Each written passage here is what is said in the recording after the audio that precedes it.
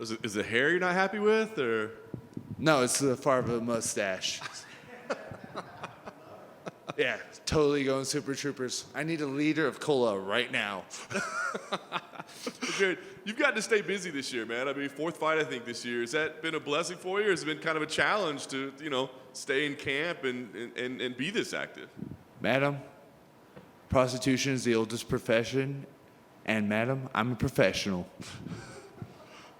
We're just going quotes all day. I know you can't be necessarily satisfied with the results of everything, this year, but I guess how have you dealt with that? Have you been comfortable with your efforts or frustrated? Like, what's it been like for you behind the scenes? Behind the scenes, a lot of crying, sadness, hugging my body pillow. And to the point where I switched camps at a new camp, and then I train with them. I go home, I cry, sadness, I hug my body pillow again, just because they beat me up all the time. It's nice that you're being so open about it, though. It's okay for a big heavyweight UFC fighter to cry, right? That's okay. No, it's shameful. Like, talk about the camp switch. I mean, what inspired you? Was it just like, man, I don't feel like I'm getting the results I need, or what did inspire the camp switch? There was a multitude of different reasons, from personal to just I needed different training partners. And honestly, at the end of the day, between my business of owning a gym and just where I was training, I grew to detest the sport. I hated everything about it. I hated watching certain people train, and they're like, why am I not getting the results? And I kind of stood all myself. I'm like, yeah, you know what? I'm not getting the results. So instead of following, their footsteps, I'm like, I need to make a change for myself. And now I'm at a place, I don't know if I'm allowed to talk about the camps where I'm at now, but I'm at Kings now, and I love every moment there. And I get beat up regularly. I learn a lot. And sometimes it's not these big things. It's just some minute, small things I'm learning from Rafael. The dude is brilliant. And all the people that he has there, brilliant. And honestly, all the fighters that he's raising are just intelligent people. I have nothing bad to say about Kings and the people there. So it's interesting to hear you say that you'd grown to detest the sport. I mean, were you kind of battling that, like during your last training camps and your last fights? Like, here you're at the highest level of the sport, but you're not actually loving it or passionate about it? Honestly, I think what really pissed me off was like people, like especially the business side of it, just seeing how fucking stupid people are. Because, I could throw a punch means I'm a fighter. No, it fucking doesn't. Like, seriously, the average fight lasts 7 seconds. The reason why is most people can't handle a fucking punch to the face, but then talk all this shit about, how easy it is to get in the UFC. It's like, no, bitch. Like, you look at a lot of these people's, some of their 10 years are like 10, 15 years before they even make it to the UFC. I mean, my boy, Action Man, Chris, fucking was fighting 15 years or some shit like that before he got his debut in the UFC. And I love Chris. He's been fucking killing it. But the fact that, a lot of people act like, I could just do this, or I don't want to blame Jake Paul, but the fact that Jake Paul has money, he's able to train, a lot of these fucking kids and people are like, my kid's going to be the next Jake Paul. No, he's fucking not. He's not funny. He doesn't do YouTube well enough, and he doesn't have millions of dollars to spend on training, and you expect him to be the next fucking... I got all this shit from, like, working and then seeing people train, like, I partied all night. I fucking did this all night. I'm too tired to train. And it's like, why are you surprised about the fucking results? I was surrounded by all these fucking people that made me just really fucking hate the sport. And I'm just like, why the fuck are you here? And the one piece that actually kept me from losing my fucking mind was the camp. I love fighting. I love punching people in the face. I love being punched in the face. Despite what anyone says, we're all sadomasochists here. We all love the punches. We all love, it's the adrenaline that makes us feel alive. So that was the biggest thing keeping me on. But honestly, the outside world and like the day-to-day things really made me grow to detest the sport, as you can tell. With the change in camp now, has some of that come back? Because you liked the part about being in camp, right? But it was just the business side of it or dealing with it? The business side and just seeing other people. Like, I watch people, like, sometimes it's like a lot of, like it sucks because you watch a lot of the beginner pros.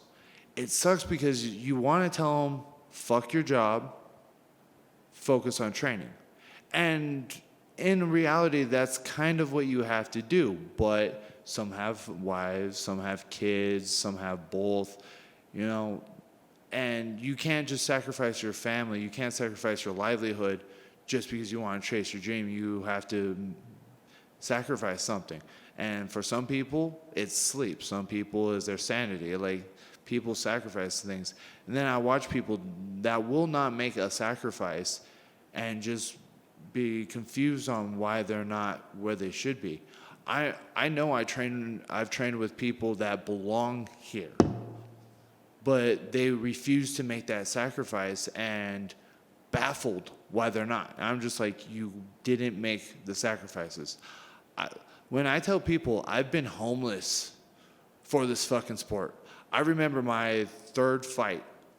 I asked the promoter, I'm like, can you set me up with a hotel room just so I could have a place to sleep going into this fight? Because I was sleeping in my car.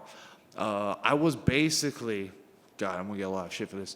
I was working at a bar, and because of both of the gyms I trained at, both had showers, so I would go to the bar, shower, and stuff like that, and basically hook up with women and be like, oh, you want to spend the night? Yes, I do. I was prostituting myself out for a bed.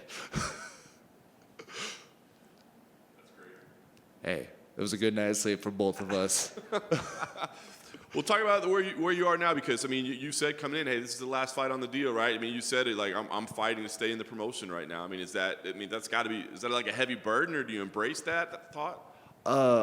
Honestly, I haven't really thought about it that much. I've been really serious about training.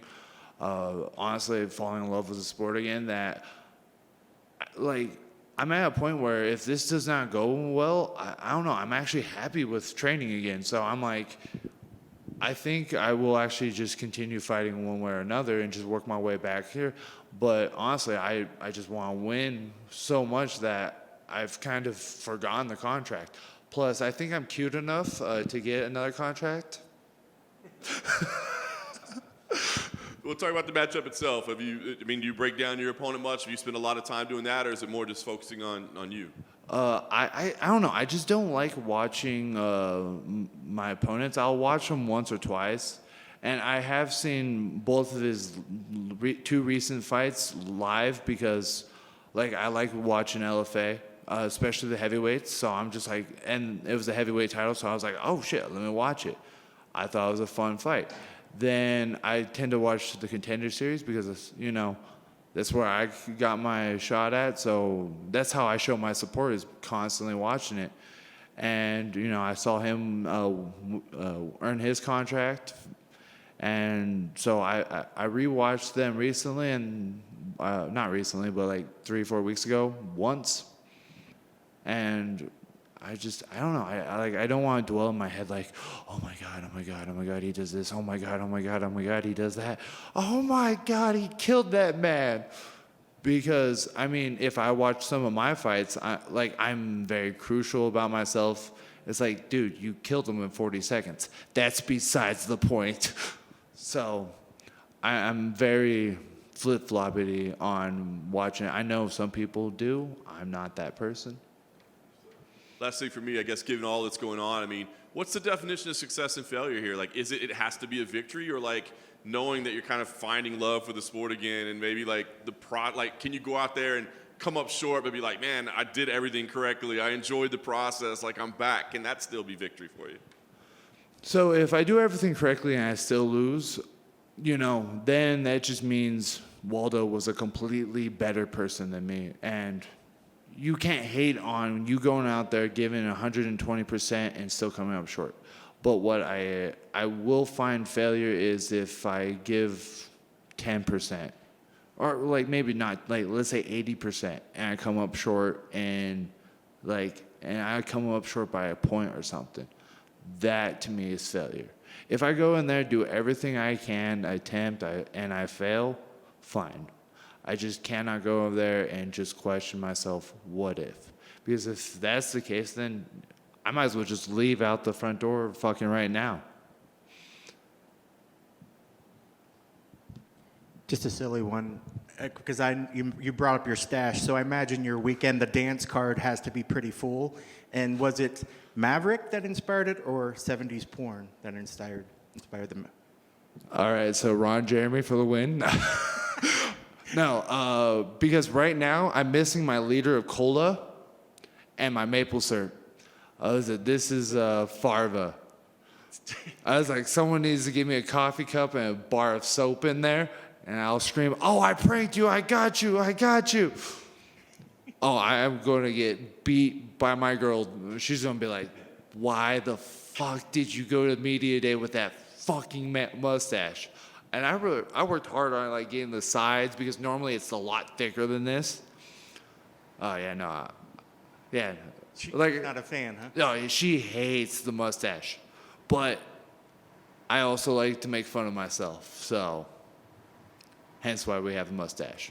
No. Will we see the stash on fight night? So I don't know. Like, it's very conflicting, because a piece of me is like, yeah, let's just do it to fuck with people. Other piece of me is like, I really want to do something stupid for weigh-ins or something cool. Like, I'm thinking maybe come into weigh-ins, crow makeup. I'm fine with that. I mean, it's possible to just walk in there with Michael Myers' fucking mask and just stand there and look at him with a knife. Just creepy. I don't know. It's Halloween, spooky season. Maybe leave it up to a vote on your Instagram or something. You know what? That was maybe the smartest thing anyone said about this. Everyone's like, oh, keep it. It's cute. I look at some of these guys. I'm like, you guys are fucked up. This is why men hate each other, because we lie to each other. We all know this is ugly, but this is funny as shit.